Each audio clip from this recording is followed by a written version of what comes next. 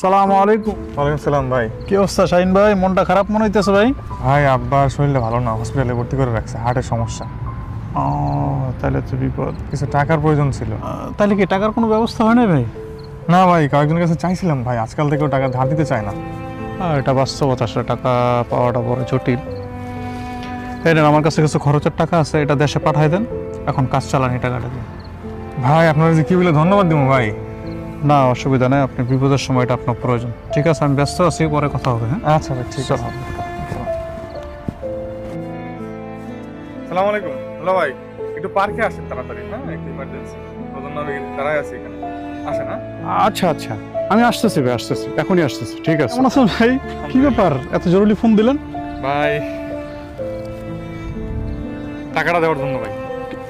কিসের টাকা এটা? ভাই ওই যে আমার দিছিলেন ভাই বিপদের সময় ভাই, মালিকের কাছ থেকে 5 দিন আগে আমি বেতন নিয়েছি আপনার টাকাটা দেওয়ার জন্য ভাই।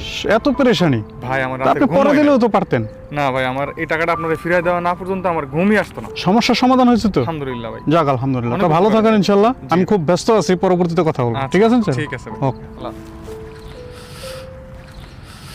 প্রিয় দর্শক, এতক্ষণ যে ভিডিওটা আমরা দেখলাম, এই ভিডিওটা বাস্তবতা না, বাস্তবতা হচ্ছে ভিন্ন। টাকা ধার দেওয়ার পরে সেই টাকা পাওয়ার জন্য চোখের পানি নাকের পানি কিভাবে এক হয়, যদি দেখতে চান তাহলে লাইক কমেন্ট শেয়ার করে আমাদেরকে উৎসাহিত করুন। আমরা আসব পরবর্তী ভিডিও নিয়ে ইনশাআল্লাহ।